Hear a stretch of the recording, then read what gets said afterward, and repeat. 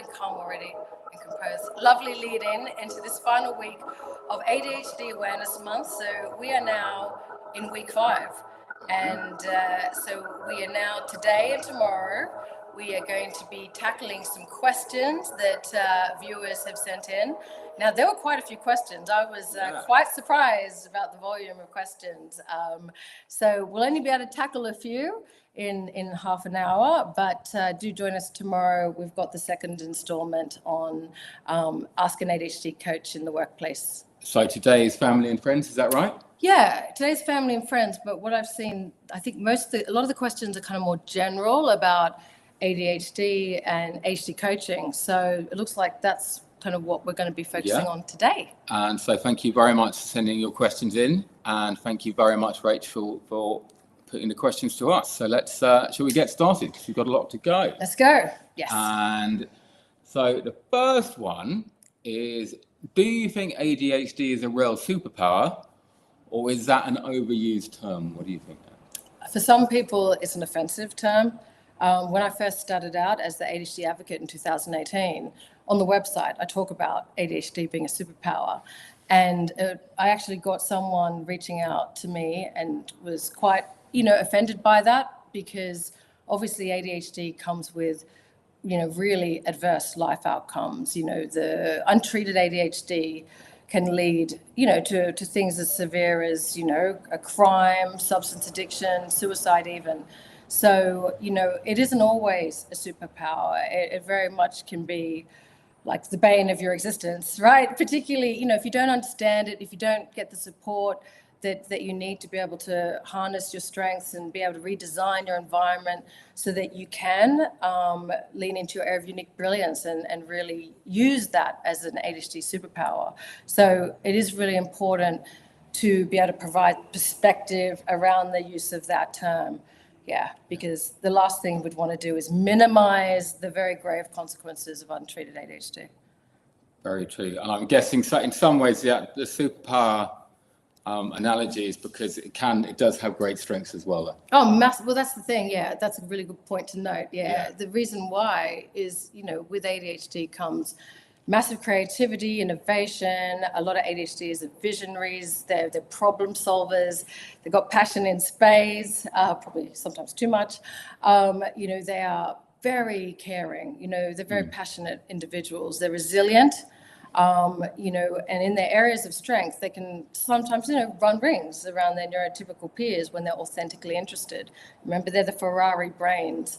However, with the bicycle brakes, which is the issue. A little bit like Elsa on Frozen, when she can't control power and she just because she can't control her power, she ends up hurting people and, and she has to kind of mask and keep it. Sorry, I know I'm using Frozen, but that song, what was that song? What's the first one? The one I'm talking about? Let It Go? Yeah, Let It Go, It's got that similar kind of thing to it. It can be a superpower, but if you don't know how to use it, and it's the wrong situation, that you can wreak destruction, basically. Okay. That's a great answer. So the second question we've got here, do you think ADHD has been around forever, or is it relatively new? Do you think the number of ADHD is increasing down the generations? ADHD has been around forever. It's just the awareness, right, around it that's increased, thankfully. But if you look back, because ADHD is genetic and there's an intergenerational impact of ADHD, what we've found when we talk to people about ADHD and they realize it's intergenerational, they then look through the lens at their ancestors, parents, grandparents, great-grandparents, and often there's alcoholism, there are suicides, there's addictions, and then being able to look through the ADHD lens at that, obviously you're kind of viewing your ancestors in a very different light, and you obviously have a lot more compassion about what they must have gone through. But it's always been there. You heard about the hunter-gatherer evolution required there to be ADHDers, because who's going to be impulsive enough to scout out, a very dangerous situation or in a war, you go. That risk-taking, spontaneity, the impulsivity, that pioneering kind of spirit. So, and there's a reason why it's still here, because, that those same traits are needed. Those same people are needed, right? Yeah, absolutely. And I think it's, it's a neurological condition, so it's not something which just go or come away or be less prevalent. It's always been there. So I think it's the awareness of it, which is the difference, as you say. Yeah, and ADHDs are attracted to each other as well. So just on the genetic part of that, obviously, if ADHDs are coming together and having children, you're going to get more ADHDs. So it's gonna be around, and it's a good thing when understood. Absolutely. How can working on my ADHD challenges positively impact people around me? Oh, that's a very good question. A lot of ADHDs, so I kind of have always split the ADHDs into two different camps. So the kind of forgetful fairy type ADHDs and the worrying warrior type ADHDs. And we talk about this during, I think it was last week in Friends and Family, the different types of ADHDs that come together, the cat and the golden retriever type. Again, it's about self-awareness, right? Because quite often, you could be acting in a way that could be causing other people frustration, anxiety, very much getting in their way. But if you are a forgetful fairy style ADHDer, you'll probably be blind to that. And then you'll probably just be thinking, gosh, that other person is overreacting or being very unfair to me, or, so it's that lack of self-awareness that makes us stay in our own way. But then once we understand the ADHD, once we understand and can see, right, because we can't see our patterns, and we certainly aren't going to hear it from, say, our partner, because we're already feeling very rejection sensitive about it. But once, in a non-judgmental space like coaching, we can better see, those patterns in ourselves, right? Then we can do something about them. And that obviously is going, we're able to kind of look through the lens, the ADHD lens at ourselves, but then also be able to look through their lens as well in terms of how we're impacting them and maybe what would be a better approach to take, and be able to meet their needs as well. So yeah, it is absolutely crucial, and such positive outcomes when you can look through that lens. Absolutely. That's a great answer. And another question here, which is, how do we go about dispelling the myths about ADHD? Someone said to me last week that it's because we feed our children too much processed food. And that was a former nurse, apparently. Whoa, yeah. And again, just a message out there to all healthcare providers, teachers, anyone supporting ADHDers, trust me, they already carry a huge amount of guilt and shame. So that kind of messaging, one, it's not true. But also it's just going to exacerbate guilt and shame. And that's not going to help, say, the parent support their child with ADHD, because again, remember, ADHD is quite genetic, and often ADHD parents are short for time and sometimes will feed their child processed food. Perhaps the child's autistic and will only eat processed food. And you've got to have perspective, and you've got to be able to choose your battles, right? So better that child eats something than absolutely nothing. So basically, in terms of dispelling the myths, making sure that you are going to trusted sources of information, because there is so much misinformation on TikTok, for instance. Same with ADHD coaches, because it's unregulated. There are a lot of people that don't go through the certified training, calling themselves as coaches because they've got personal experience of it. But again, your experience of ADHD is going to be different to someone else's, and there's danger in just kind of assuming that there's the same, and then just advising them on certain things. So source, trusted. So for instance, certified ADHD coaches, making sure you are being coached by someone certified, and also sources like Attitude. Attitude is excellent. And then we put out a lot of information via our YouTube channels on Empower ADHD and Ascend ADHD. So it's making sure you go to the right sources. Absolutely. I think the right sources can't be emphasized enough, because the wrong information can be harmful, and obviously, as you say, there's a huge amount of bad information out there, and generalizations and stereotypes which don't help the situation at all. No, definitely not. So yes, getting educated. Get educated, always the best advice. And one great question here we've got, what are your 3 top tips for coping with modern life as an ADHDer? Yeah, first one, to look through the ADHD lens. Like, you've got to be able to understand your ADHD, how it presents, what the challenges are in particular, but very much like you said earlier, the strengths, because so often when ADHD comes to us, what we see is a very negative mindset, really negative narrative. They're telling themselves a pretty brutal story and an inaccurate story, in that what they see as character flaws are not. They're ADHD traits, just they didn't know that they were. And, without that lens, their self-worth, their self-esteem, their hopes and dreams, really, like the hopelessness, it is rampant without being able to look through that right lens. So, taking the time, understanding your ADHD, rewriting that narrative is the first thing. It's so important to look through that lens and be able to tell a new story about yourself, because that's going to affect, you teach others how to treat you as well, and it affects the goals you set yourself, your aspirations. So that's number one. And then identifying your strengths. Again, like you said, ADHDs have huge strengths, quite often don't know what they are or won't admit to them because of, it's uncomfortable.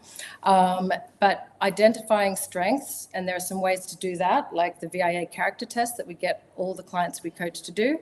And then being able to keep those strengths in sight and in mind, and proactively, designing situations around, those strengths, making sure that you're leveraging them as much as possible.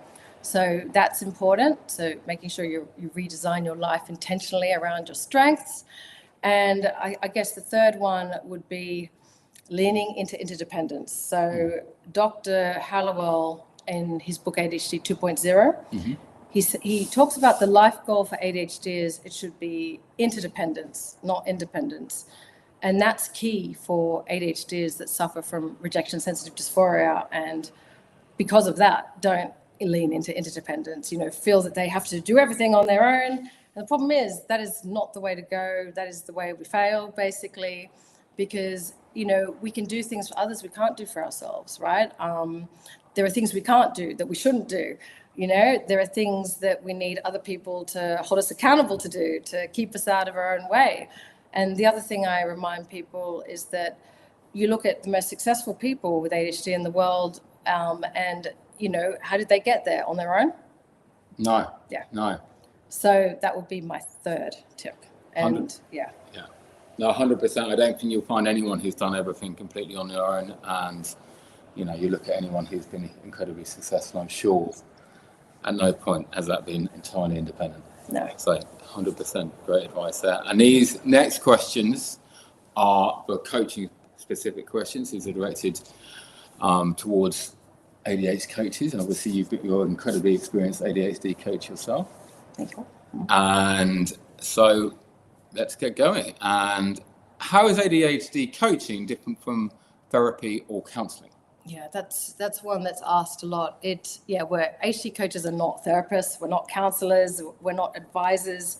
In fact, with ADHD coaching, with ICF, the International Coaching Federation, to get accredited, you've got to follow these ethical guidelines and core competencies. And the coaching approach is very different to therapeutic kind of CBT approach, DBT, providing skills, providing advice. Coaching is all about partnering with an individual. It's coming from a place that they're not broken, and that they are the expert in their own lives. Because it's true, ADHD is generally, they know a huge amount, right? That's not the problem. They love learning and discovering things, and the problem is that it's not that they don't know what to do. Usually it's that they don't do what they know. So the coaching helps them get clear about, maybe their challenges, what they actually want. The only time we look back at the past is to uncover strategies that have worked in the past for them to kind of unearth and then embed, systemize, and then that accountability piece. Us coaches are body doubles, really. So it's not only providing that non-judgmental space for the ADHD to kind of pause, process, and pinpoint, which is an ADCA model, ADD Coaching Academy model. Pause, process, and pinpoint. It also, it's that implementation, like partnering with that person in real time to either get started as well on the thing that they're, being reluctant to start and kind of execute. So it is a different, it's so effective for ADHDers. Some ADHDers don't do very well with therapy, particularly if it's not ADHD informed. Because with an ADHD, if you tell them what to do, we're not very good at being told what to do. You may think yourself about, I'm going to try this thing out. And then your therapist maybe, says, you should try this thing out. And then for you, all of a sudden, it's like, now that has been taken away from you because, I'm not going to do it. Yeah. You told me, I feel like you had to tell me. That was my idea, Yeah, absolutely. And I think it seems always to me like it's always a more positive going forward approach as opposed to aggressive looking back approach in certain ways, which some forms of approaches can appear to be, and particularly for some ADHDs, that maybe that's not the best approach going forward if it's goals which they're looking to achieve rather than issues they're wanting to. That's a good point. That was a really good point, because we say in coaching as well, where focus goes, energy flows. And, looking back, because ADHD is prone to negativity bias and rumination, where focus goes, energy flows. So if you look too much back, and that can trigger sometimes, because some ADHDs report that it's like they can replay movies. So if they're reminded of something, and sometimes because we're so sensory, even, smell of something can take them back to the past into a particular memory that they can get trapped into. So you've got to be careful when it comes to going back to the past, where because us coaches, we focus on kind of strategies, what worked in the past as opposed to the situation that, obviously therapy very much is very important for ADHDs, but it's got to be ADHD informed therapy. Really important.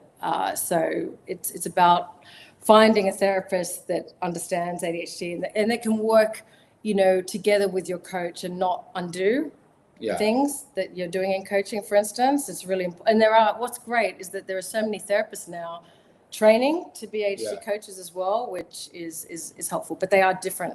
You've got to wear a different hat when you're doing it. Yeah. It's a different medium. It is. Okay. So next one, why should I get ADHD coaching? It should be more like, why aren't you getting ADHD coaching? No, honestly, over the last 8-9 years, the outcomes that you can achieve together with your clients with ADHD really are quite impressive, right? It's again, it's because of our RSD, it's the most effective approach in terms of creating that space, a non-judgmental space, to be able to get clear, on your ADHD, on your ADHD challenges, what you actually want, who you are, right? What your patterns are, naming it to tame it. Yeah. It's sometimes, and the most important thing is that mindset shift that we talked about. Being able to look through the ADHD lens is crucial. Being able to move from a place of hopelessness and disempowerment, to having hope and empowering yourself and knowing how to keep yourself motivated, right? To keep momentum. As David Gawork says, ADHD is a deficit of momentum, and coaching provides that much needed momentum, right? In order for ADHDers to succeed. So it is transformational. So that is why you should get ADHD coaching, because also I'm sure there's some great contributions to the world that, you can make that you're not making because you're not telling yourself the right story, you're not looking through the lens and leveraging your strengths. So if you can't do it for you, do it for everyone else that would benefit. 100%. I think along with the previous question, it kind of clarifies a bit as well what ADHD coaching is more about the client leading the approach, and that lets them know their strengths. Exactly. Yeah. It's so it's not. That's a very good point. Yeah, that's a very good point too. It's because coaching is also, we say modeling is the pathway to power, and by the whole kind of coaching session itself kind of models to the client in terms of carving out space to pause, right? To get clear about, what outcome do I actually want to achieve here? Get clear about that, more specific in terms of, okay, and then, pinpointing those particular actions, right, to get to that outcome. And so the aim is that through doing that enough in coaching, that this kind of process they can try and start adopting, themselves, or get in place with another body double, right? Absolutely. Absolutely. And the next one. Is ADHD coaching better than meds? Ooh, What do you think now? they're different. Like there's the medication, the pills don't give skills, is the first thing.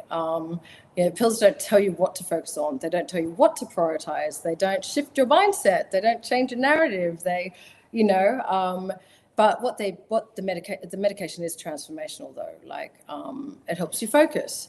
But more than that, it is massively helpful when it comes to regulating yourself and your emotions. It helps you pause. And Adka, again, David Gewirk, talks about, the power of the pause, right? Like you've got to be able to pause to process and pinpoint, right? And to move forward, to tame it, right? So the meds help you pause, really, they really do, and help you execute because you've got the focus now. And when you start achieving, you grow in confidence, and then that gives you momentum. So the medication, but however, without the coaching, without a space for you to actually get clear on, what you want and what your priorities are, you could be going, nowhere very quickly, or an unintended destination very quickly, and waste a lot of time and energy doing so. So we say that it's that combination of certified ADHD coaching and medication that is just transformational. So having them both. Absolutely. So you could say that the medication will put you in the best mindset or headspace for the coaching to get the best results, maybe. Yeah, definitely. Because you'd come to coaching clearer through being able to probably focus, better in the coaching, and more likely to execute again between the coaching sessions because of the medication. Yeah. So it's not to say, even I've coached a lot of people that aren't medicated and who have achieved as well, impressive outcomes. The medication helps. Okay. Yeah. Okay. Right. Okay. How long will the effects of coaching last? Is it a lifelong commitment? Yeah, it depends. Yeah, again, let's get specific. What do we mean by the effects of coaching? So in terms of outcomes, again, coaching, in terms of being able to look through the ADHD lens. So in terms of, being able to shift that narrative, obviously that is lifelong because, once you can see through the lens, like once you can accept, right, your ADHD needs. I mean, I'm not saying you won't beat yourself up about these things in future. However, that will be there, you can now see through the lens. You may need a few reminders, as I said, but that knowledge, right? Yeah. Naming it to tame it, the ADHD lens is key. So that should kind of stay. But, sometimes we need reminders to be kinder to ourselves. The being kind to ourselves part that we try and, promote in coaching, that's difficult. The compassion, because we're talking years of negative messaging. We're like working against a negativity bias, in our head. That, we kind of try and encourage, the gratitude practices to, again, shift away from the negative, start your day, with your focus. Where focus goes, energy flows into more of that, gratitude space. But again, like this is difficult. It's difficult to maintain. Remember, the only consistent things about having ADHD is we are inconsistent. That's the consistent thing about us. And that's why having a coach, right, is just something, or having a body double, right? So, and that's another thing, making sure that you put a body at the end of anything you're struggling to do, so long as, if you keep going with that idea and you're doing that, that's going to take you a long way. But in terms of the coaching being the body doubling element, that is something for life that an ADHD is always going to need. Yeah. But it doesn't have to be in the form of an actual coach. Yeah. At the beginning it should be, because it's, you've got to make sure that you start off with getting the right lens and the right strategies for you, as opposed to, say, a non-certified coach just telling you things that actually that you just dismiss or doesn't ring true, and then you give up on the whole thing completely. So we want certified ADHD coaching to begin with, to get clear, to understand, like to create this personal operations manual. Okay, this is how I work. But then going forward, just making sure that there's those body doubles to keep you, on track and out of your own way. Yeah, that sounds amazing. I suppose it's also as well that initial coaching period or time, and that will give you the guidelines, as it were, or the right track with your specific ADHD and the way your brain works, which is hugely important to any ADHD. Yeah, you're right, because they are the expert in their own lives. It's just very hard. It's very hard for us to see our own expertise when we're in our own heads. A lot of people say after coaching, it's like filing for their heads. They need that coach to, to get clear, to be able to extract, these amazing strategies that have worked, these insights. But there's too much going on in the head. So they really feel like they've filed their heads, and then, we document that. We create their personal operations manual. And but again, in terms of revisiting these things, it's very hard for us to do on our own. Mm-hmm. So again, we aim for at the end of the coaching to be able to, make sure there is that support network in place. Absolutely. Going forward. But actually with Empower ADHD, in recognition of this, everyone we coach gets access to our Empower Hour every Monday. So even if when the one-to-one coaching ends, we keep them on track. They're invited to come back every Monday to, check in with us, and kind of we make sure they're still moving forward, getting things done. So, yeah. That's a hugely important thing to have that held into account, which is, great to do. The body double, that's why we that's something that we've just introduced with Empower ADHD this year, knowing, seeing over the last couple of years that the body double strategy, it is key. Yeah, so if you're interested in ADHD coaching, or if you're interested in the Empower Hour, go to the Empower website. Yeah. www.empower-adhd.com. That's it, exactly. And the next question, is ADHD coaching good value for money? Right, so we've got that, which... Well, I think we've already answered that question. We're talking like massive transformations. Yeah, how do you tell your approach differently? Yeah. No, I think there's one question here, which I think would be an interesting one. Mm-hmm.